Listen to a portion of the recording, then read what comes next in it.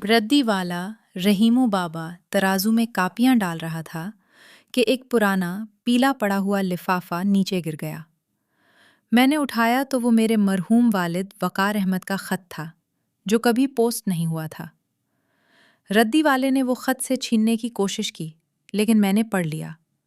उसमें लिखा था, मेरी प्यारी बेटी, अगर तुम्हें यह खत मिल गया है तो जान लो कि जिस रद्दी वाले को मैं रोज घर बुलाता हूं, वो कोई और नहीं बल्कि तुम्हारा। घर की फिजा में अभी तक गुलाब की पत्तियों और लोबान की महक रची हुई थी, मगर वो खुशबू जो मेरे वजूद को जिंदगी बख्शती थी, अब हमेशा के लिए मिट्टी में मिल चुकी थी। मेरे बाबा, मेरे वकार हुसैन, उस शहर के नामवर बिजनेसमैन और मेरे लिए मेरी पूरी कायनात। 3 दिन पहले मुझे उस भरी दुनिया में तन्हा छोड़कर चले गए थे।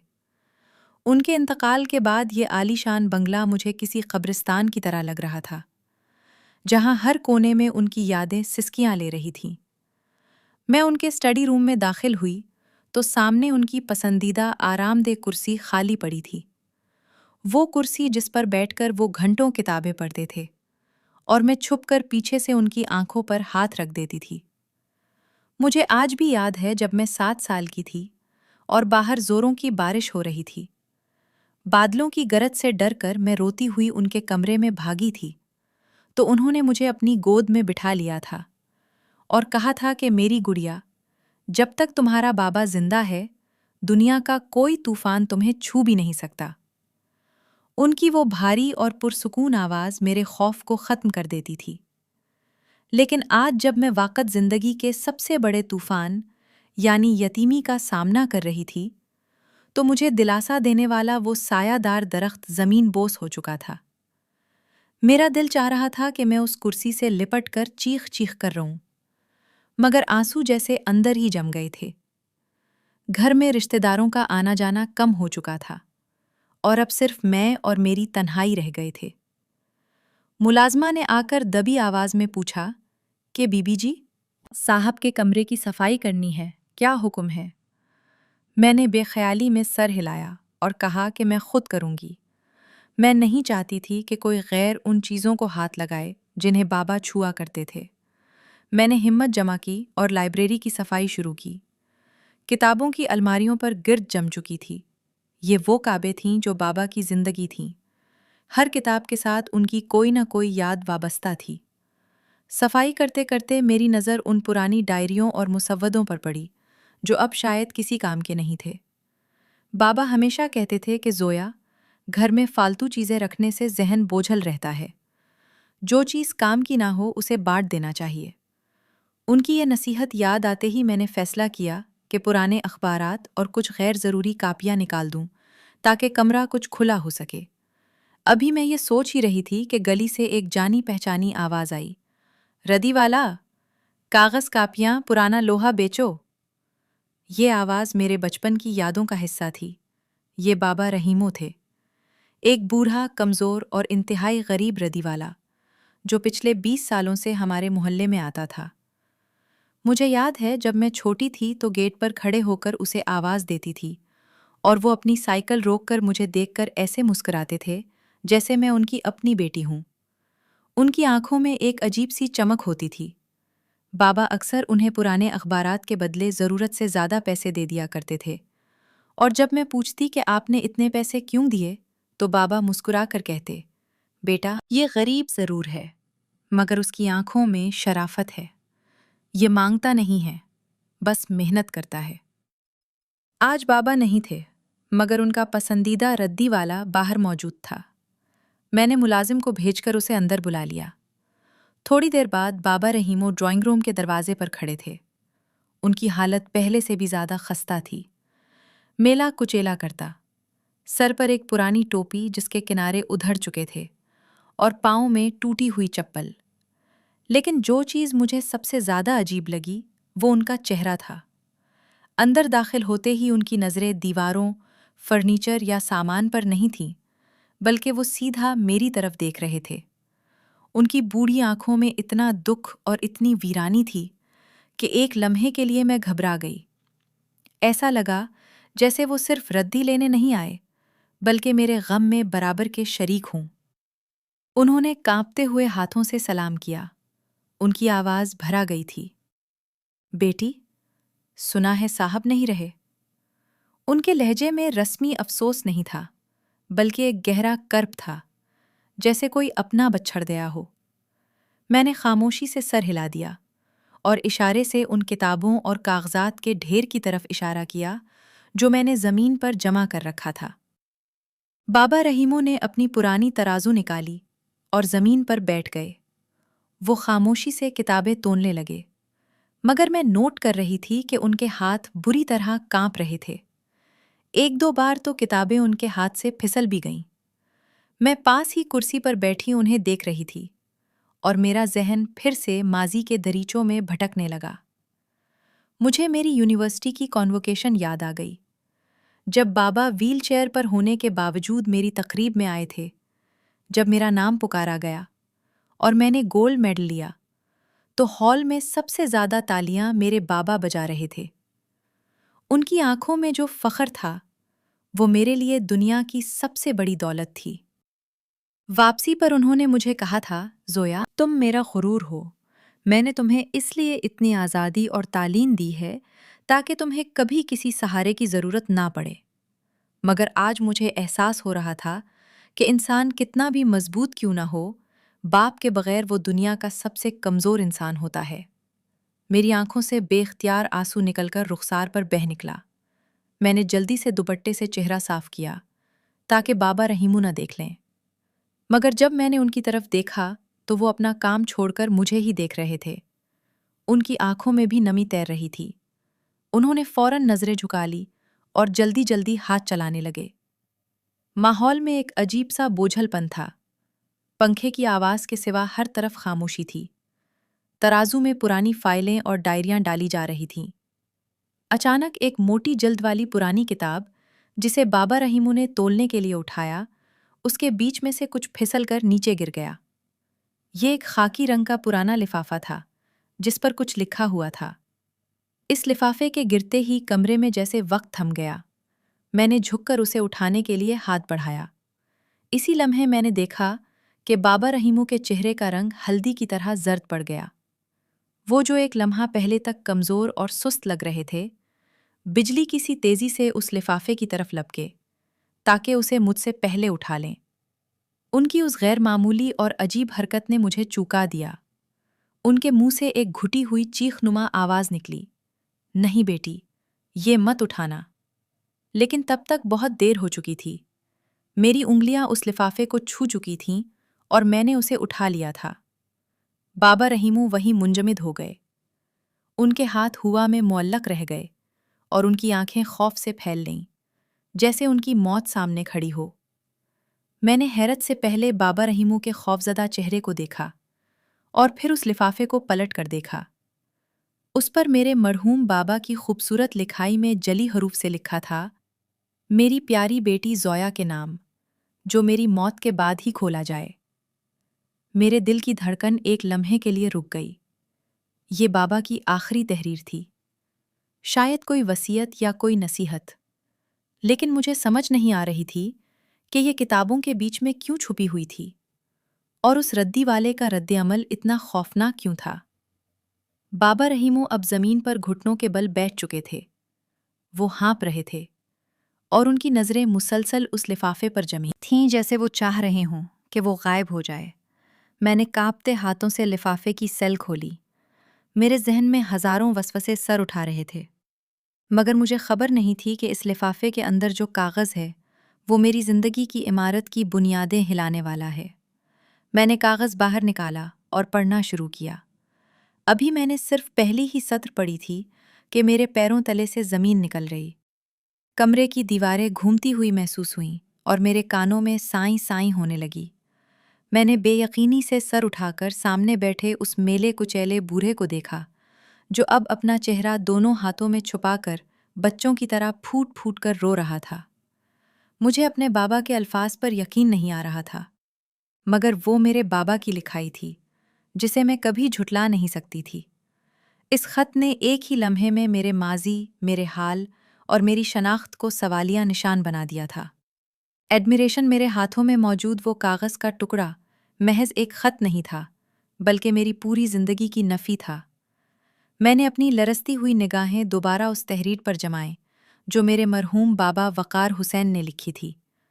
इन अल्फाज ने मेरे वजूद में लगी आग को मज़ीद भड़का दिया था। मैंने झटके से सर उठाकर सामने बैठे उस शख्स को देखा, जो अब अपने मेले कुचैले हाथों में चेहरा छुपाए बच्चों की तरह सिसकियां ले रहा था। कमरे की फिजा में एक अजीब सी घुटन थी।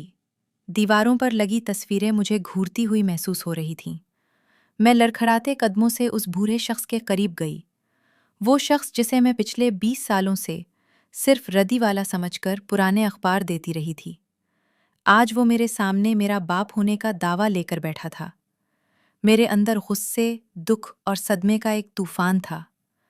मैंने झुककर उनका बाजू पकड़ा और पूरी ताकत से झुंझोड़ा। मेरी तरफ देखें! मैं चीख उठी। मेरी आवाज गले में कांटों की तरह चुभी। ये क्या लिखा है बाबा ने? क्या ये सच है? क्या वाकई आप मेरे बाप हैं? रहीमो ने धीरे से अपना चेहरा उठाया। उनकी आंखें सूजी हुई थीं और चेहरा आंसुओं से तर था। उन्होंने कोई जवाब नहीं दिया, बस बेबसी से मेरी तरफ देखते रहे। उनकी खामोशी मेरे लिए जहर बन रही थी। बोलते क्यों नहीं? मैं दीवानों की तरह चलाई। अगर आप मेरे बाप थे, तो आपने मुझे बेचा क्यों? एक गरीब रदी वाले ने अपनी बेटी एक अमीर सेठ को बेच दी, ताकि वो अपनी गुर्बत मिटा सके। यही सच है ना? बोलें कि आपने मेरी कीमत वसूल की थी। मेरे अल्फाज नश्तर बनकर उनके सीने में उतर रहे थे। ये सुनकर रहीमों के जिस्म में एक झुरझरी पैदा हुई। वो तड़प कर उठे और ज़मीन पर ही मेरे कदमों में गिर गए। उन्होंने मेरे दोनों पैर पकड़ लिए। नहीं बेटी, खुदारा मुझ पर यह इल्ज़ाम मत लगा।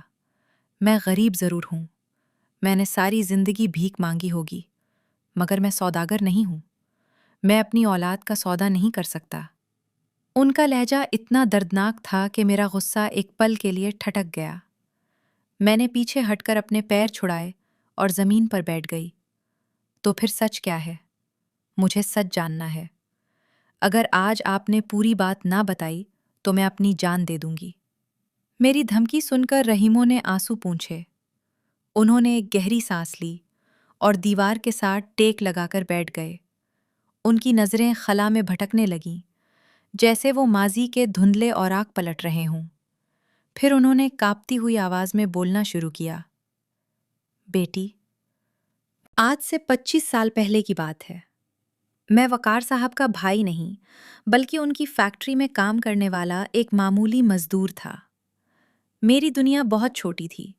एक कच्ची कोठरी, मेरी बीवी सकीना और अल्लाह का दिया हुआ सब्र। हमारे यहाँ औलाद नहीं थी। हम दरबारों और मज़ारों पर मन्नतें मांगते थे। फिर अल्लाह ने हमारी सुन ली और तुम हमारी जिंदगी में आई। तुम जब पैदा हुई थीं तो चांद का टुकड़ा थीं। हमने तुम्हारा नाम ज़ोया रखा। मैं सारा दिन फैक्ट्री में मोहक्कत करता और शाम को जब घर आता तो तुम्हारी मुस्कुराहट मेरी सारी थकान उतार देती थी। हम गरीब थे, मगर दुनिया के सबसे खुशनसीब माँ बाप थे। लेकिन शायद हमारी खुशी को ज़माने की नज़र लग गई। वो रुके, निगाहें झुका लीं और फिर दबी आवाज में बोले, तुम अभी 6 माह की थीं जब तुम बीमार पड़ गईं। पहले हमें लगा कि मौसमी बुखार है। हम मोहल्ले के डॉक्टरों से दवाई लेते रहे, मगर तुम ठीक नहीं हो रही थीं। तुम्हारा रंग नीला पड़ने लगा था। तुम सांस लेने के लिए मछली की तरह तड़पती थीं। तुम्हारी माँ रात भर तुम्हें गोद में लेकर बैठी रोती रहती। जब हालत बहुत बिगड़ गई तो मैं तुम्हें लेकर सरकारी अस्पताल भागा।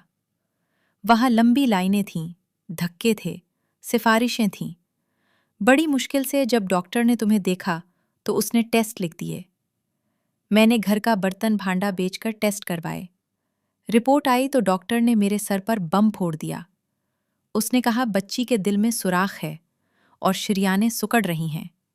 इसका फौरी ऑपरेशन करना होगा, वरना ये बच नहीं पाएगी। रहीमों की आवाज रिंध गई। वो अपने मेले करते के दामन से आंखें साफ करने लगे। मैं खामोश बैठी सुन रही थी। मेरा दिल धक धक कर रहा था। मुझे पहली बार पता चल रहा था کہ میری زندگی کی شروعات موت کے سائے میں ہوئی تھی۔ انہوں نے بات جاری رکھی۔ میں نے ڈاکٹر سے پوچھا کتنا خرچ آئے گا؟ اس نے کہا پرائیویٹ ہسپتال جانا پڑے گا اور کم از کم 20 لاکھ روپے لگیں گے۔ 20 لاکھ! بیٹی، اس زمانے میں میرے لیے 20 لاکھ ایسے تھے جیسے آج کے 20 کروڑ۔ میری کل کمائی چند ہزار روپے تھی۔ میں پاگلوں کی طرح ہسپتال سے نکلا۔ میں نے فیکٹری کے منشی کے پیر پکڑے۔ میں نے دوستوں کے دروازے کھٹکھٹائے۔ میں مسجد میں جا کر رویا، مگر غریب کی مدد کرنے والا کوئی نہیں تھا۔ ہر گزرتے لمحے کے ساتھ تمہاری سانسیں اکھڑ رہی تھیں۔ تمہاری ماں سکینہ نے اپنے کانوں کی چھوٹی سی بالیاں بھی اتار کر مجھے دے دی، مگر وہ اونٹ کے منہ میں زیرہ تھیں۔ آخر کار جب تمام دروازے بند ہو گئے تو میں اپنے بالک سیٹھ وقار صاحب کے بنگلے پر گیا۔ یہ وہی بنگلہ ہے جہاں آج تم بیٹھی ہو۔ اس وقت میں گیٹ پر کھڑا چوکیداروں کی منتیں کر رہا تھا۔ رحیموں نے حسرت بھری نظروں سے کمرے کے در و دیوار کو دیکھا۔ وقار صاحب ان دنوں بہت پریشان رہتے تھے۔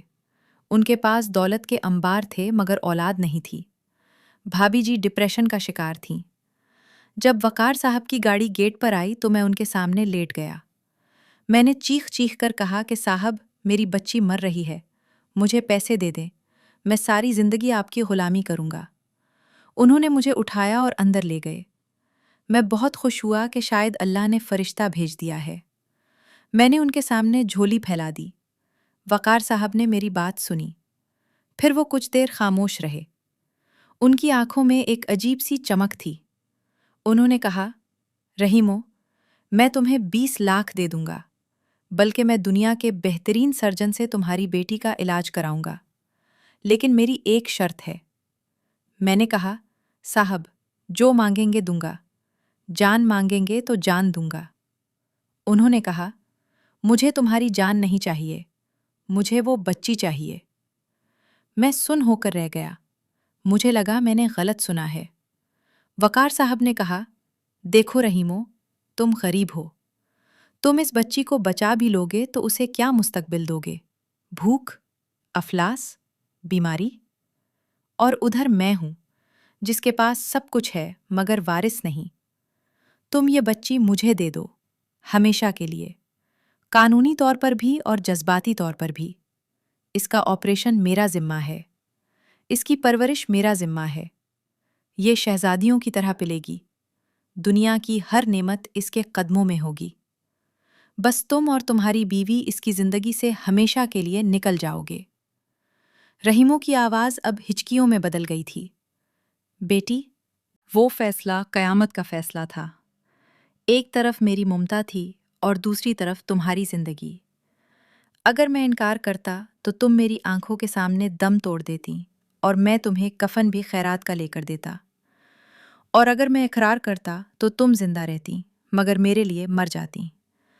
میں وہاں سے اٹھ کر بھاگ آیا۔ میں گھر پہنچا تو دیکھا سکینہ تمہیں گود میں لیے دیوانوں کی طرح جھلا رہی ہے۔ تم نیلی پڑ چکی تھیں، تمہاری آنکھیں پتھرا رہی تھیں۔ سکینہ نے میری خالی ہاتھ دیکھ کر چیخ ماری، پیسے نہیں ملے نا؟ میری بچی مر جائے گی رحیمو، کچھ کرو، اسے بچا لو، چاہے مجھے بیچ دو۔ اس وقت میں نے فیصلہ کیا کہ مجھے باپ بن کر خود غرض نہیں ہونا چاہیے۔ مجھے اپنی بیٹی کو اپنی محبت کی بھیٹ نہیں چڑھانا چاہیے۔ رحیموں نے کانپتے ہاتھوں سے میری طرف اشارہ کیا۔ میں واپس بنگلے پر گیا۔ میں نے وقار صاحب کے کاغذوں پر انگوٹھا لگایا۔ میں نے اپنی بیٹی، اپنی زویا، اپنی زندگی ان کے حوالے کر دی۔ انہوں نے اسی وقت ہسپتال فون کیا۔ ایمبولینس آئی، تمہیں لے جایا گیا۔ تمہارا آپریشن کامیاب ہو گیا، تم بچ گئیں۔ لیکن اس دن کے بعد میں اور سکینہ تمہارے لیے اجنبی ہو گئے۔ میں نے اپنا سر گھٹنوں پر رکھ لیا۔ میرے آنسو مسلسل بہہ رہے تھے۔ مجھے اپنے وقار بابا پر غصہ نہیں آ رہا تھا، بلکہ اس بوڑھے باپ پر ترس آ رہا تھا جس نے اتنا بڑا کلیجہ کیا تھا۔ پھر میری ماں کا کیا ہوا؟ میں نے سر اٹھا کر پوچھا۔ رحیموں کی آنکھوں میں ویرانی چھا گئی۔ سکینہ وہ صدمہ برداشت نہ کر سکی۔ وہ روز رات کو خالی جھولے کو ہلاتی رہتی۔ اسے وہم ہو گیا تھا کہ تم ابھی آؤ گی۔ وقار صاحب نے شرط رکھی تھی کہ ہم شہر چھوڑ دیں، मगर सकीना तुम्हें एक नज़र देखने की जिद में बिस्तर से लगी रही और 6 महीने बाद ही वो अपने खालिक के हकीकी से जा मिली। उसके मरने के बाद मैं बिल्कुल अकेला रह गया। मेरा दिल चाहा कि मैं भी मर जाऊं, मगर फिर ख्याल आया कि अगर मैं मर गया तो तुम्हें कौन देखेगा। वकार साहब ने मुझे तुम्हारे करीब आने से मना किया था, मगर वो ये नहीं रोक सकते थे कि मैं दूर से तुम्हें देखूं। इसलिए मैंने ये रद्दी वाले का भेस बदला। रहीमों ने अपनी पुरानी टोपी उतारकर सीने से लगा ली। मैंने सोचा कि एक रद्दी वाला बनकर मैं तुम्हारे घर के चक्कर लगा सकता हूं और किसी को शक भी नहीं होगा। मैं पिछले 20 सालों से रोजाना उस गली में आता हूं, सिर्फ इसलिए कि जब तुम सुबह यूनिवर्सिटी जाने के लिए गेट से निकलो तो मैं तुम्हें एक नज़र देख लूं। जब तुम मुझे बाबा रहीमों कहकर बुलाती थीं तो यकीन मानो मेरे कानों में रस घुल जाता था। मुझे लगता था कि मेरी सारी कुर्बानी वसूल हो गई है। मैंने कभी वकार साहब से कुछ नहीं मांगा। उन्होंने कई बार मुझे पैसे देने की कोशिश की कि मैं शहर छोड़ दूं, मगर मैंने कहा कि सेठ साहब, मैंने बेटी बेची नहीं थी, मैंने उसकी जिंदगी खरीदी थी। मैं उसके आस पास रहूंगा, चाहे कुत्ता बनकर रहना पड़े। और वो मेरी मोहब्बत के आगे हार गए। कहानी खत्म करके रहीमो खामोश हो गए। कमरे में गहरा सुकूत था। मुझे अब उनके मेले कपड़ों से बदबू नहीं, बल्कि वफा की खुशबू आ रही थी। मैं उठी और उस अजीम शख्स के गले लग गई। मैंने उनके खिरदरे हाथों को चूम लिया। बाबा, आपने मेरे लिए इतना कुछ सहा और मुझे खबर भी नहीं होने दी। हम दोनों बाप बेटी रो रहे थे। एक तवील जुदाई के बाद खून ने खून को पहचाना था। जब हमारे आंसू कुछ थमे तो मुझे खत का ख्याल आया। मैंने पूछा, बाबा, अगर ये राज 25 साल छुपा रहा तो वकार बाबा ने मरने के बाद ये खत क्यों लिखा? उन्हें क्या जरूरत पेश आ गई कि वो जाते जाते ये बम फोड़ गए? वो चाहते तो ये राज अपने साथ कब्र में ले जा सकते थे। ये सुनकर रहीमों के चेहरे पर फिर से परेशानी की लकीरें उभर आईं। वो सीधे होकर बैठ गए। उनकी आंखों में एक नया खौफ था। हाँ बेटी, वकार साहब ये राज कभी ना खोलते अगर वो मजबूर ना होते। ये खत उन्होंने सिर्फ ज़मीर की सफाई के लिए नहीं लिखा, बल्कि तुम्हें एक बहुत बड़े खतरे से आगाह करने के लिए लिखा है। मैं चौंकी। खतरा? कैसा खतरा? रहीमों ने दाएं बाएं देखा, जैसे दीवारों के भी कान हों। फिर राजदाराना लहजे में बोले, वकार साहब के मरने के बाद उनके छोटे भाई यानी तुम्हारे चचा शौकत और उनके बेटे जायदाद के लिए गद बन चुके हैं। वो जानते थे कि वकार साहब की कोई औलाद नहीं थी। उन्हें शक था कि तुम गोद ली हुई हो। अगर ये बात साबित हो जाती तो वो तुम्हें उस घर से धक्के देकर निकाल देते और सारी जायदाद हथिया लेते। वकार साहब ये जानते थे, इसलिए उन्होंने ये खत लिखा ताकि तुम्हें सच बता सकें। लेकिन बात सिर्फ जायदाद की नहीं है बेटी। बात उस वसीयत की है जो वकार साहब ने उस खत के दूसरे हिस्से में छुपा रखी है। और वही वो वजह है जिसके लिए मुझे आज तुम्हारे सामने आना पड़ा। मैंने हैरत से खत का बाकी हिस्सा टटोला जो अभी मैंने नहीं पढ़ा था। रहीमों ने मेरा हाथ पकड़ लिया और कहा, उस खत को पूरा पढ़ो ज़ोया, क्योंकि असल इम्तिहान अब शुरू होगा। वकार साहब ने मरने से पहले तुम्हारे नाम कुछ ऐसा किया है जो तुम्हारे चच्चा और उसके बेटों को तुम्हारी जान का दुश्मन बना देगा। और वो राज ये है कि रहीमों की बात सुनकर मेरे रोंगटे खड़े हो गए और मेरे वजूद में एक सनसनी सी दौड़ गई, जैसे किसी ने बर्फ का ठंडा पानी मेरे ऊपर उंडेल दिया हो। मैंने उस मनहूस खत को अपनी मुट्ठी में इतनी जोर से भींच लिया कि मेरे नाखून हथेली में गुड़ गए और मैंने कांपते हुए लहजे में पूछा कि बाबा, आप किस खतरे की बात कर रहे हैं? भला चचा शौकत और उनका बेटा बिलाल मेरा क्या बिगाड़ लेंगे? मेरे पास बाबा वकार की कानूनी वसीयत मौजूद है। तमाम सरकारी कागजात मेरे हक में हैं और कानून की नज़र में मैं ही उनकी इकलौती वारिस हूं। रहीमों के चेहरे पर हवाइयां उड़ रही थीं। उन्होंने बड़ी बेचैनी और खौफ से कमरे की खिड़की से बाहर झांका, जैसे उन्हें डर हो कि कोई दीवारों के कान लगाकर हमारी बातें सुन रहा है या कोई साया हमारा पीछा कर रहा है। फिर वो दबे पांव मेरे करीब आए और इतनी सरगोशी में बोले कि उनकी सांसों की आवाज़ भी मुझे सुनाई दे रही थी। उन्होंने कहा कि बेटी, تم ابھی دنیا کی چالاکیوں سے واقف نہیں ہو۔ قانون صرف وہ دیکھتا ہے جو کاغذ پر لکھا ہوتا ہے، اور کاغذوں میں وقار صاحب نے تمہیں اپنی سگی بیٹی لکھوایا ہوا ہے۔ لیکن سچ تو کچھ اور ہے، اور سچ کو چھپانا اتنا آسان نہیں ہوتا جتنا لگتا ہے۔ تمہارے چچا شوکت اور اس کا شاطر بیٹا بلال پچھلے کئی مہینوں سے اسی کھوج میں تھے۔ وہ وقار بھائی کی دولت پر سانپ بن کر بیٹھنا چاہتے تھے، اور انہیں ہمیشہ سے شک تھا کہ وقار بھائی کی کوئی اولاد نہیں ہو سکتی تھی، کیونکہ بھابھی بانجھ تھیں۔ وہ صرف موقع کی تلاش میں تھے۔ آج صبح جب میں اپنی ریڑھی لے کر ردی لینے بازار گیا تو میں نے کچہری کے پاس بلال کو اپنے خاندانی وکیل سے فون پر بات کرتے سنا۔ وہ بہت جوش میں تھا اور کہہ رہا تھا کہ وکیل صاحب، ہمیں وہ پرانا سوراخ مل گیا ہے جہاں سے ہم سچ نکال لائیں گے۔ سٹی کیئر ہسپتال کا ریکارڈ روم۔ یہ سن کر میں چونکی، کیونکہ سٹی کیئر ہسپتال کا نام سنتے ہی میرے ذہن میں خطرے کی گھنٹی بج اٹھی۔ یہ تو وہی ہسپتال ہے جہاں 25 سال پہلے میرا دل کا آپریشن ہوا تھا اور جہاں میری زندگی کا سودا کیا گیا تھا۔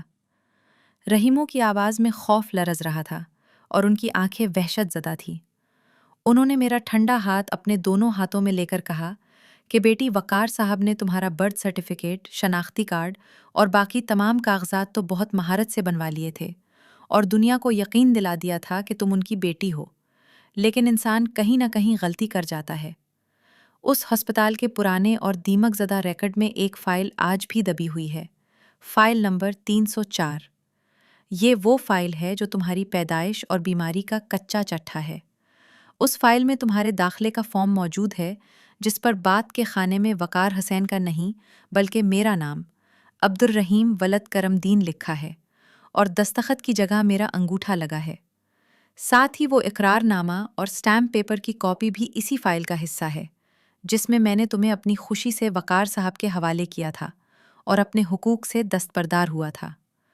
اگر وہ فائل تمہارے چچا کے ہاتھ لگ گئی تو انہیں کسی اور ثبوت کی ضرورت نہیں پڑے گی۔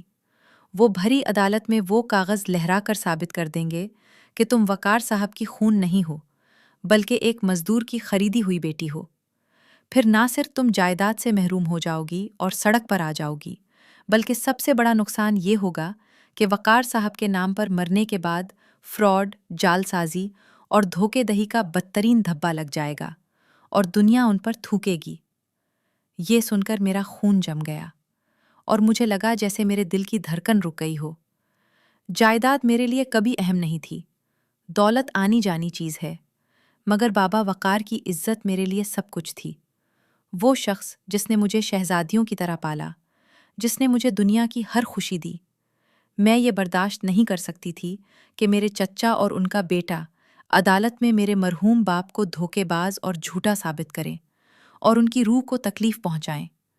میری آنکھوں کے سامنے اندھیرا چھانے لگا، مگر پھر اسی اندھیرے میں ایک عزم کی چنگاری بھڑکی۔ میں نے فوراً فیصلہ کر لیا، میں ہاتھ پہ ہاتھ دھر کر تماشا نہیں دیکھوں گی۔ میں نے رحیموں کی طرف دیکھا اور مضبوط لہجے میں کہا کہ بابا، ہمیں وہ فائل ہر قیمت پر حاصل کرنی ہوگی، اس سے پہلے کہ بلال اور اس کے وکیل وہاں پہنچیں۔ ہمارے پاس وقت بہت کم ہے، ہمیں ابھی اور اسی وقت نکلنا ہوگا۔ میں تیزی سے مڑی اور میز سے اپنی گاڑی کی چابیاں اٹھائیں۔ رحیموں ہچکچائے اور ایک قدم پیچھے ہٹ گئے۔ ان کے چہرے پر وہی پرانی غلامانہ عاجزی تھی۔ وہ بولے کہ بیٹی، میں تمہارے ساتھ تمہاری اتنی بڑی گاڑی میں کیسے بیٹھ سکتا ہوں؟ لوگ دیکھیں گے تو کیا کہیں گے کہ وقار سیٹھ کی بیٹی ایک میلے کچیلے ردی والے کو ساتھ بٹھائے پھر رہی ہے؟ میں نے ان کی بات کاٹ دی اور آگے بڑھ کر ان کا میلا اور کھردرا ہاتھ پکڑ کر کھینچا۔ میری آنکھوں میں آنسو اور غصہ دونوں تھے۔ میں نے کہا کہ بھاڑ میں جائے لوگ اور بھاڑ میں جائے یہ دنیا۔ آپ میرے باپ ہیں، آپ نے میرے لیے قربانی دی ہے اور اب باری میری ہے۔ اب ہمیں ایک دوسرے کو بچانا ہے، چلیے میرے ساتھ۔ میری اس جذباتی پکار نے ان کی جھجک توڑ دی اور وہ سر جھکا کر میرے ساتھ چل پڑے۔ ہم پورچ میں کھڑی گاڑی میں بیٹھے اور میں نے گاڑی ہوا سے باتیں کرتی رفتار سے گیٹ سے باہر نکال دی۔ شام کا سایہ گہرا ہو رہا تھا اور آسمان پر سیاہ بادل چھائے ہوئے تھے، جیسے قدرت بھی ہمارے اس خفیہ مشن میں ہمارے ساتھ ہو۔ میں نے گاڑی کا رخ شہر کے پرانے علاقے کی طرف موڑ دیا، جہاں سٹی کیئر ہسپتال واقع تھا۔ میری گرفت اسٹیئرنگ وہیل پر اتنی سخت تھی کہ میری پوریں سفید پڑ گئی تھیں۔ ٹریفک کا شور مجھے سنائی نہیں دے رہا تھا۔ میرے کانوں میں صرف بلال کی وہ ہنسی گونج رہی تھی جو وہ اکثر مجھے دیکھ کر ہنستا تھا۔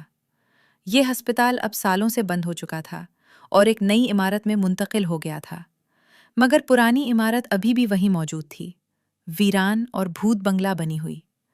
راستے میں رحیمو کانپتی آواز میں مجھے بتاتے رہے کہ پرانا ریکارڈ روم تہہ خانے میں ہے، جہاں اب کوئی نہیں جاتا، اور وہاں سانپوں اور بچھوؤں کا بسیرا ہے۔ میرا دل سینے میں ہتھوڑے کی طرح بج رہا تھا۔ یہ صرف ایک کاغذ کے ٹکڑے کی جنگ نہیں تھی، یہ میری شناخت، میرے ماضی اور میرے دونوں باپوں کی عزت کی جنگ تھی۔ اگر آج ہم ہار گئے تو سب کچھ مٹی میں مل جائے گا۔ تقریباً آدھے گھنٹے کی ڈراؤنی ڈرائیونگ کے بعد ہم وہاں پہنچے۔ وہاں گہرا اندھیرا پھیل چکا تھا اور اسٹریٹ لائٹس بھی خراب تھی۔ ہسپتال کی عمارت کسی دیو ہیکل ڈراؤنے خواب کی طرح ہمارے سامنے کھڑی تھی۔ اس کی کھڑکیاں ٹوٹی ہوئی تھیں اور دیواروں سے پلستر اکھڑ چکا تھا۔ گیٹ پر ایک بوڑھا اور لاغر چوکیدار لالٹین جلائے اونگ رہا تھا۔ ہم گاڑی سے اترے۔ رحیمو نے اسے پرانے تعلق کا واسطہ دیا، اسے یاد دلایا کہ وہ یہاں آتا جاتا رہتا تھا، اور پھر اس کی مٹھی میں کچھ پیسے دبائے۔ تب جا کر اس نے نیم دلی سے چھوٹا دروازہ کھولا اور ہمیں تنبیہ کی کہ اندر مت جانا، وہاں خطرہ ہے۔ مگر ہم نے سنی کر دی۔ ہم موبائل کی ٹارچ جلا کر اندر داخل ہوئے۔ اندر کا منظر دل دہلا دینے والا تھا۔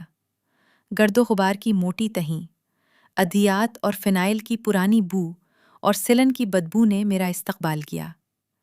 ہر قدم پر ہمارے جوتوں کی آواز گونج رہی تھی، جیسے کوئی ہمارا پیچھا کر رہا ہو۔ رحیمو آگے آگے تھے اور میں ان کے پیچھے۔ ان کی کمر جھکی ہوئی تھی، مگر قدموں میں عجیب سی پھرتی تھی، جو شاید بیٹی کو بچانے کی تڑپ سے آئی تھی۔ ہم لمبی اور تاریک راہداریوں سے گزرتے ہوئے سیڑھیوں کی طرف بڑھے، جو نیچے تہہ خانے بیسمنٹ میں جاتی تھیں۔ سیڑھیاں ٹوٹ پھوٹ کا شکار تھیں اور وہاں گھپ اندھیرا تھا۔ میرے دل کی دھڑکن بے ترتیب ہو رہی تھی۔ مجھے لگ رہا تھا کہ اندھیرے سے کوئی ہاتھ نکلے گا اور مجھے کھینچ لے گا۔ ہم نیچے پہنچے تو وہاں لوہے کی بڑی بڑی الماریاں قطار در قطار رکھی تھیں، جن پر زنگ لگ چکا تھا، اور ہر طرف مکڑی کے جالے پھیلے ہوئے تھے۔ ہوا میں حبس تھا، جس سے سانس لینا دشوار ہو رہا تھا۔ رحیمو نے ہانپتے ہوئے اور کھانستے ہوئے کہا کہ جلدی کرو بیٹی، الماری نمبر 3 ڈھونڈو، سال 1998 کا ریکارڈ وہیں ہوگا۔ ہم دونوں پاگلوں کی طرح ٹارچ کی روشنی میں الماریوں کے نمبر پڑھنے لگے۔ دھول مٹی سے میرا سانس گھٹ رہا تھا، میرے مہنگے کپڑے خراب ہو رہے تھے، دوپٹہ کہیں الجھ گیا تھا، مگر مجھے ہوش نہیں تھا۔ میری نظریں بس 1998 تلاش کر رہی تھیں۔ الماری نمبر 3 مل گئی، مگر اس کا لاک زنگ کی وجہ سے جام تھا۔ میں نے اور رحیمو نے مل کر پوری طاقت لگائی اور ایک زوردار جھٹکے سے دروازہ کھولا۔ اندر سینکڑوں فائلیں ٹھسی ہوئی تھیں۔ ہم نے ایک ایک کر کے فائلوں کو الٹنا پلٹنا شروع کر دیا۔ وقت تیزی سے گزر رہا تھا، ہر گزرتا لمحہ موت کی طرح سر پر منڈلا رہا تھا۔ 301، 302۔ میں فائلیں نکال نکال کر زمین پر پھینک رہی تھی۔ اچانک باہر سے کسی گاڑی کے تیزی سے رکنے اور بریک لگنے کی آواز آئی۔ اس کے بعد بھاری قدموں کی آہٹ اور مردانہ آوازیں سنائی دی، جو اوپر سیڑھیوں سے آ رہی تھیں۔ رحیمو کا ہاتھ تھم گیا، وہی رک گئے۔ انہوں نے خوف زدہ آنکھوں سے میری طرف دیکھا۔ ان کا چہرہ سفید پڑ گیا تھا۔ انہوں نے کپ کپاتے ہونٹوں سے کہا کہ وہ آ گئے۔ بلال آ گیا بیٹی۔ میرے ہاتھ پاؤں ٹھنڈے پڑ گئے۔ میں نے سرگوشی کی کہ بابا ہمیں چھپنا ہوگا، شاید الماری کے پیچھے یا کسی کونے میں۔ مگر رحیمو نے نفی میں سر ہلایا اور کہا کہ نہیں بیٹی، اگر ہم چھپ گئے تو وہ فائل ڈھونڈ لیں گے اور لے جائیں گے۔ ہمیں اپنا کام ختم کرنا ہے۔ ڈھونڈو زویا، جلدی ڈھونڈو۔ یہ سن کر مجھ میں نہ جانے کہاں سے ہمت آ گئی۔ میرے ہاتھ مشین کی طرح چلنے لگے۔ اوپر سے آوازیں قریب آ رہی تھیں۔ بلال چلا رہا تھا۔ چوکیدار نے کہا ہے کہ اندر کوئی ہے، دیکھو کون ہے، شاید کوئی نشی ہوگا، پکڑو اسے۔ ٹارچ کی روشنیاں سیڑھیوں پر ناچنے لگیں۔ میری سانس حلق میں اٹکی ہوئی تھی۔ اچانک میری نظر ایک بوسیدہ، پیلی پڑی ہوئی فائل پر پڑی، جس کے کونے مڑے ہوئے تھے۔ उस पर मध्यम रोशनाई से लिखा था, फाइल नंबर 304, मरीज़ा ज़ोया, सरपरस्त अब्दुल रहीम। मेरे मुंह से एक दबी हुई चीख निकली। मिल गई बाबा। मैंने उसे खींच लिया। मैंने कांपते हाथों से उसे खोला।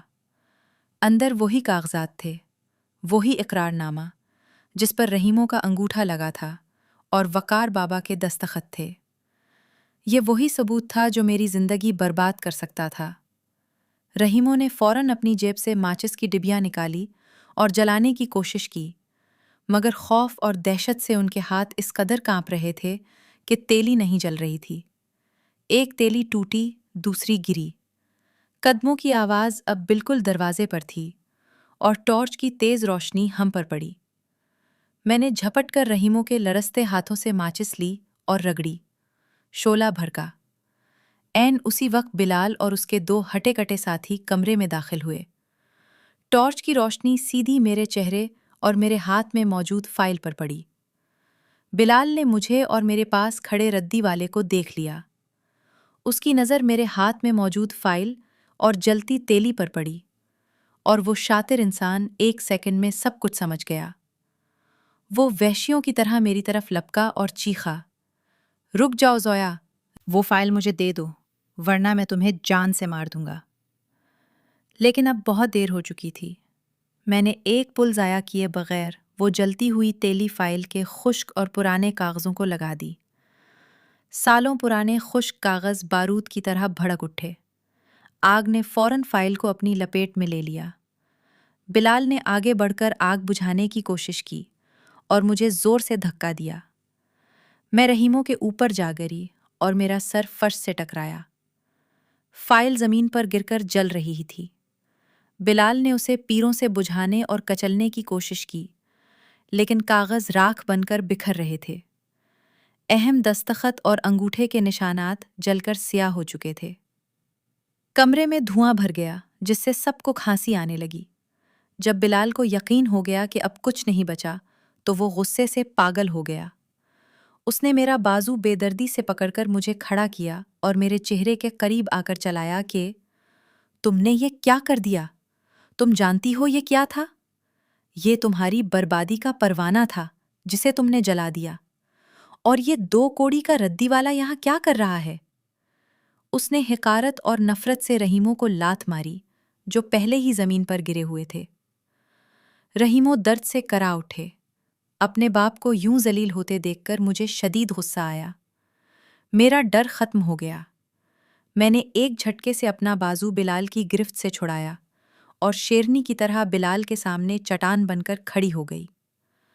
मैंने उंगली उठाकर वार्निंग दी कि खबरदार बिलाल भाई, इस शख्स को हाथ भी मत लगाना, वरना मुझसे बुरा कोई नहीं होगा। मैंने झुककर रहीमों को सहारा देकर उठाया। उनके कपड़े मिट्टी से उटे हुए थे, मगर मेरी नज़र में वो बादशाहों से ज्यादा मोतबिर थे। बिलाल ने तंजिया और जहरीली हंसी हंसते हुए कहा कि क्यों, ऐसी क्या हमदर्दी है तुम्हें इस सड़क छाप भिखारी से? कहीं ऐसा तो नहीं कि चचा जान का शक दुरुस्त था और तुम्हारा कोई गहरा और नाजायज ताल्लुक है इससे? उसकी ये घटिया बात सुनकर मेरा दिल चाहा कि उसके मुंह पर थप्पड़ मार दूं। मैंने रहीमों के कांपते कंधे पर हाथ रखा ताकि उन्हें हौसला दूं, और बिलाल की आंखों में आंखें डालकर पूरी कुव्वत से कहा कि हाँ, ताल्लुक है, बहुत गहरा ताल्लुक है। ऐसा ताल्लुक जो तुम्हारी सोच से भी ज्यादा पाकीज़ा है। मगर वो ताल्लुक क्या है? ये जानने के लिए तुम्हें सबूत चाहिए था, कागज चाहिए था, और वो सबूत वहां तुम्हारे पैरों में जलकर राख हो चुका है। अब तुम जो चाहो कर लो, जितने वकील करने हैं कर लो। कोर्ट में मैं ही वकार हसैन की बेटी रहूंगी, क्योंकि अब तुम्हारे पास कोई सबूत नहीं है। तुम खाली हाथ आए थे और खाली हाथ जाओगे। बिलाल दांत पीस कर रह गया। उसका चेहरा गुस्से से तमतमा रहा था। वो जानता था कि वो हार चुका है और अब उसके पास कोई कानूनी दस्तावेज नहीं बची। वो अपने साथियों के साथ मुड़ा, मगर दरवाजे पर पहुंचकर वो रुका और आहिस्ता से मुड़ा। उसके लबों पर एक शैतानी मुस्कुराहट थी, जिसने मुझे और रहीमों को दोबारा तशवीश में मुब्तला कर दिया। وہ بولا، ٹھیک ہے زویا، تم نے بہت ہوشیاری دکھائی، تم نے کاغذ جلا دیا، لیکن تم ایک چیز بھول گئیں جو سائنس نے ایجاد کی ہے۔ ہسپتال کے ریکارڈ میں تو باپ کا نام مٹ گیا، کاغذ جل گئے، لیکن تمہارے جسم میں دوڑنے والا خون نہیں بدل سکتا۔ ڈی این اے کبھی جھوٹ نہیں بولتا زویا۔ میں کل ہی عدالت میں تمہارے ڈی این اے ٹیسٹ کی درخواست دوں گا، پھر دیکھتے ہیں کہ وقار چچا کی ہڈیوں سے تمہارا خون کیسے میچ ہوتا ہے اور اس ردی والے سے تمہارا کیا رشتہ نکلتا ہے۔ سائنس کو تم آگ نہیں لگا سکتی۔ یہ کہہ کر وہ زوردار کہکا لگاتا ہوا وہاں سے چلا گیا۔ اس کے جانے کے بعد وہاں صرف خاموشی اور دھواں رہ گیا۔ میں وہیں سن ہو کر رہ گئی، جیسے کسی نے میرے پیروں میں بیڑیاں ڈال دی ہوں۔ رحیموں نے میرا ٹھنڈا ہاتھ پکڑ لیا۔ ان کا چہرہ زرد پڑ چکا تھا اور آنکھوں میں وہی پرانی بے بسی لوٹ آئی تھی۔ انہوں نے لرزتی آواز میں کہا، بیٹی اب کیا ہوگا؟ یہ ڈی این اے کیا بلا ہے؟ یہ تو سب سچ اگل دے گا۔ ہم تو کنویں سے نکل کر کھائی میں گر گئے، ہم پھر پھنس گئے ہیں۔ اب وقار صاحب کی عزت کیسے بچے گی؟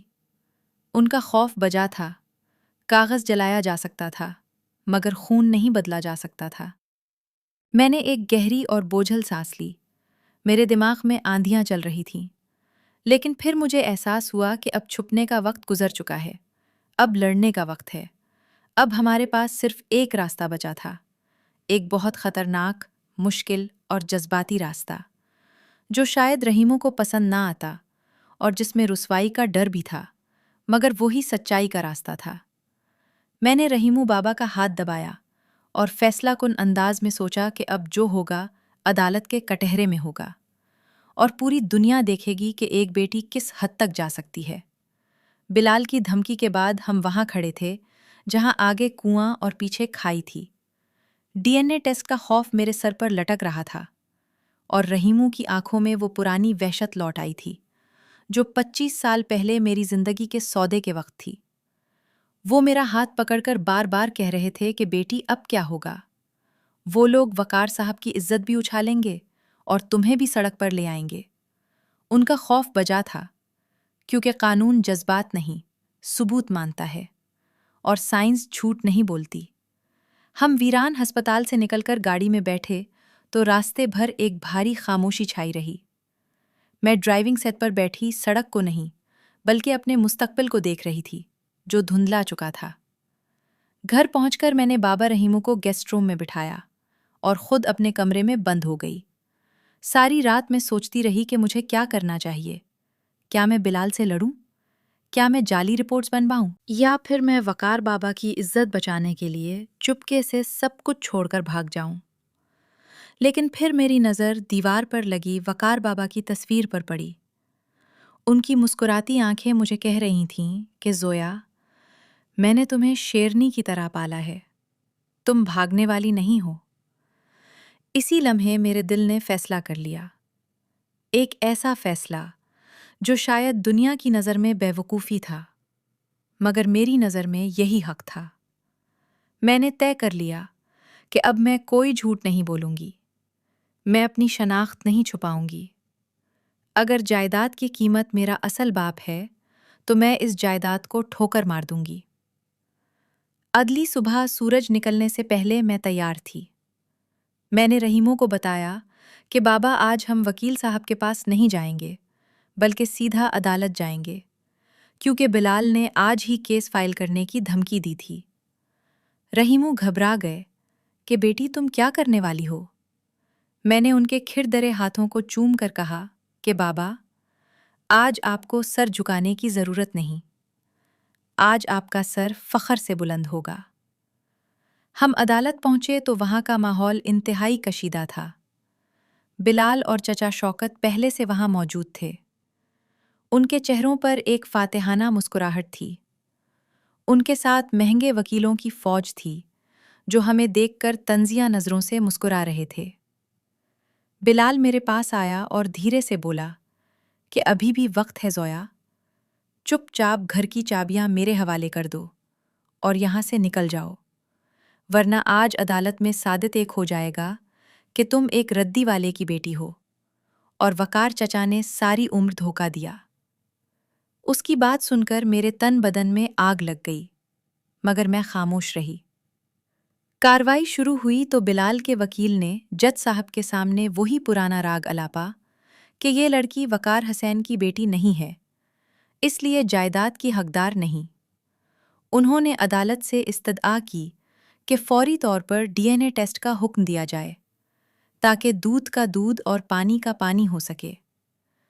جج صاحب نے میری طرف دیکھا اور پوچھا کہ مس زویا، کیا آپ DNA ٹیسٹ کے لیے تیار ہیں یا آپ کے پاس اپنے دفاع میں کوئی ثبوت ہے؟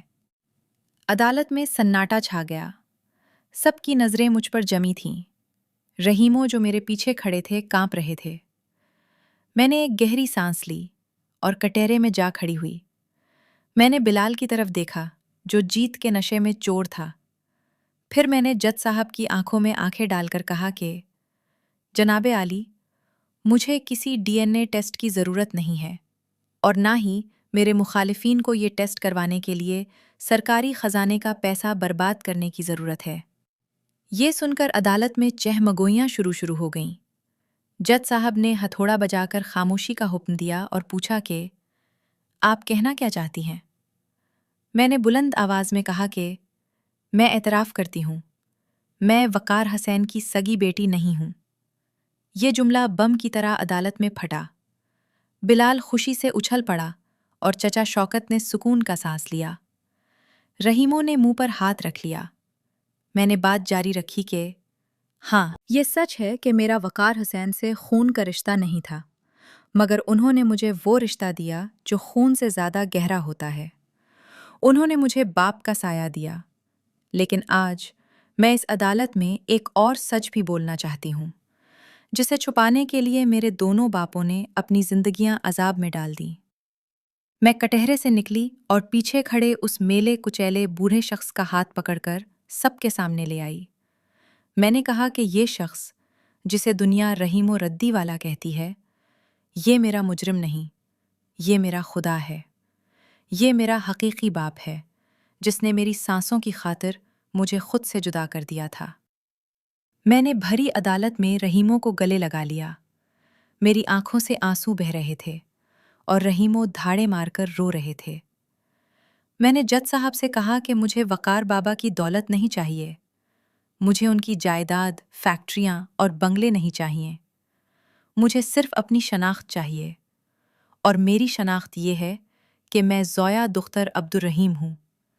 اگر جائیداد کا وارث ہونے کے لیے خون کا رشتہ شرط ہے تو میں اس شرط پر تھوکتی ہوں۔ بلال اور چچا شوکت یہ سب رکھ لیں، میں اپنے باپ کے ساتھ خوش ہوں۔ میرا بیان ختم ہوتے ہی عدالت میں عجیب سی خاموشی چھا گئی۔ کئی لوگوں کی آنکھوں میں آنسو تھے۔ جج صاحب بھی جذباتی دکھائی دے رہے تھے۔ بلال اور چچا شوکت کی خوشی دیدنی تھی۔ انہیں لگا کہ میدان مار لیا ہے۔ بلال نے اپنے وکیل کو آنکھ ماری کہ اب کارروائی ختم کروائیں اور فیصلہ اپنے حق میں لکھوائیں۔ جج صاحب نے فیصلہ سنانے کے لیے قلم اٹھایا ہی تھا کہ اچانک وقار بابا کے خاندانی وکیل مسٹر صدیقی، جو اب تک خاموش تماشائی بنے بیٹھے تھے، اپنی نشست سے کھڑے ہوئے۔ ٹھہریے یور آنر، صدیقی صاحب کی گرجدار آواز گونجی۔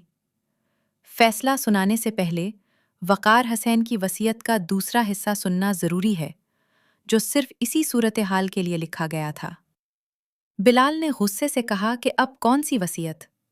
جب اس نے خود مان لیا کہ وہ بیٹی نہیں ہے تو وصیت تو خود بخود ختم ہو گئی۔ قانون کے مطابق جائیداد قریبی خونی رشتہ داروں یعنی ہمیں ملنی چاہیے۔ صدیقی صاحب مسکرائے اور اپنے بیگ سے ایک نیلے رنگ کی قانونی فائل نکالی۔ وہ کٹہرے میں آئے اور بولے کہ میرے موکل وقار حسین جانتے تھے کہ ان کے لالچی بھائی اور بھتیجے ان کے مرنے کے بعد زویا کو کورٹ میں گھسیٹیں گے۔ وہ جانتے تھے کہ ایک دن یہ راز کھلا ہے سکتا ہے، اس لیے انہوں نے اپنی وصیت میں ایک بہت اہم شک رکھی تھی جسے مشروط شک کہتے ہیں۔ صدیقی صاحب نے کاغذ لہرایا اور پڑھنا شروع کیا۔ وصیت کے مطابق وقار حسین کی تمام جائیداد، بینک بیلنس اور فیکٹریاں ان کی بیٹی زویا کے نام تب تک رہیں گی جب تک وہ قانونی طور پر ان کی بیٹی ہے۔ لیکن انہوں نے ایک ڈرامائی وقفہ لیا۔ بلال کے چہرے سے مسکراہٹ غائب ہونے لگی۔ لیکن اگر کسی بھی وجہ سے، چاہے ڈی این اے ہو یا زویا کا اپنا اقرار، یہ ثابت ہو جائے کہ زویا وقار حسین کی سگی بیٹی نہیں ہے، تو اسی لمحے شک نمبر بی لاگو ہو جائے گی۔ کمرے میں سوئی گرنے کی آواز بھی سنی جا سکتی تھی۔ صدیقی صاحب نے اگلی لائن پڑھی، اور شک نمبر بی یہ ہے کہ زویا کے وقار حسین کی بیٹی نہ ہونے کی صورت میں یہ تمام جائیداد، تمام اثاثے اور تمام کاروبار فوری طور پر وقار زندگی چیریٹیبل ٹرسٹ کو منتقل ہو جائیں گے، جو وقار حسین نے اپنی زندگی میں ہی رجسٹر کروا دیا تھا۔ بلال چیخا کہ یہ کیا بکواس ہے؟ اگر جائیداد ٹرسٹ کو گئی تو پھر بھی وارث تو ہم ہی ہوں گے نا؟ صدیقی صاحب نے نفی میں سر ہلایا اور آخری وار کیا، نہیں مسٹر بلال، وقار حسین نے اس ٹرسٹ میں صاف لکھا ہے کہ اس ٹرسٹ کی تاحیات چیئرپرسن اور واحد ٹرسٹی نگران زویا دختر عبد الرحیم ہوں گی۔ یہ سن کر مجھے لگا جیسے میرے کان بج رہے ہوں۔ میں نے حیرت سے صدیقی صاحب کو دیکھا۔ انہوں نے مجھے فائل دکھائی جس پر صاف الفاظ میں لکھا تھا کہ ٹرسٹ کا انتظام زویا کے پاس ہوگا اور اس کی شناخت وہاں دختر عبد الرحیم کے طور پر درج تھی۔ وقار بابا نے کتنی دور کی سوچ رکھی تھی۔ انہوں نے مجھے میری اصل شناخت کے ساتھ اس جائیداد کا مالک بنا دیا تھا۔ وہ جانتے تھے کہ اگر میں ان کی بیٹی نہیں بھی رہی تو بھی اس ٹرسٹ کے ذریعے سب کچھ میرے ہی کنٹرول میں رہے گا۔ بلال اور چچا شوکت کے چہروں پر ہوائیاں اڑ رہی تھیں۔ ان کے پیروں تلے سے زمین نکل چکی تھی۔ وہ جائیداد حاصل کرنے آئے تھے، مگر اب وہ جائیداد ایک ایسے ٹرسٹ کی ملکیت تھی جس کی مالکن میں تھی، اور قانون کے مطابق ٹرسٹ کی جائیداد پر کسی خونی رشتہ دار کا حق نہیں ہوتا۔ بلال غصے سے پاگل ہو کر وکیل کی طرف لپکا، مگر پولیس نے اسے روک لیا۔ جج صاحب نے مسکراتے ہوئے فائل دیکھی اور فیصلہ سنایا کہ چونکہ وقار حسین نے اپنی زندگی میں اپنی جائیداد وقف کر دی تھی اور اس کے ٹرسٹی کا واضح تعین کر دیا تھا، لہٰذا عدالت اس وصیت کو قانونی قرار دیتی ہے۔ زویا بی بی اپنی اصل شناخت یعنی عبد الرحیم کی بیٹی کے طور پر اس ٹرسٹ کا انتظام سنبھالیں گی، اور درخواست گزار بلال کا دعویٰ خارج کیا جاتا ہے۔ فیصلہ سنتے ہی عدالت میں تالیاں بجنے لگیں۔ رحیموں نے سجدے میں گر کر خدا کا شکر ادا کیا۔ ہم عدالت سے باہر نکلے تو سورج پوری آب و تاب سے چمک رہا تھا۔ بلال اور چچا شوکت سر جھکائے وہاں سے جا رہے تھے۔ ان کے ہاتھ کچھ نہیں آیا تھا سوائے ذلت کے۔ میں نے رحیموں کا ہاتھ تھاما اور گاڑی کی طرف بڑھی۔ انہوں نے ڈرتے ڈرتے کہا کہ بیٹی، اب تو میں ردی والا نہیں رہا نا؟ میں ہنس پڑی اور کہا کہ نہیں بابا، اب آپ وقار زندگی ٹرسٹ کے ڈائریکٹر ہیں۔ آج 6 ماہ گزر چکے ہیں۔ ہم نے وقار بابا کے گھر کو ایک عظیم الشان ہسپتال اور یتیم خانے میں بدل دیا ہے، جہاں غریب بچوں کے دل کا مفت علاج ہوتا ہے۔ میں اور بابا رحیموں روز وہاں جاتے ہیں۔ وہ اب ردی نہیں چنتے، بلکہ یتیم بچوں کو کہانیاں سناتے ہیں اور ان کی دیکھ بھال کرتے ہیں۔ وقار بابا کی تصویر میرے آفس میں لگی ہے اور رحیموں بابا میرے سامنے بیٹھے ہوتے ہیں۔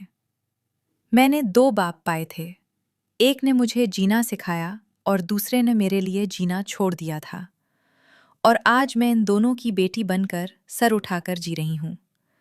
سچ ہے کہ خون کے رشتے اہم ہوتے ہیں، مگر احساس کے رشتے ان سے کہیں زیادہ معتبر ہوتے ہیں۔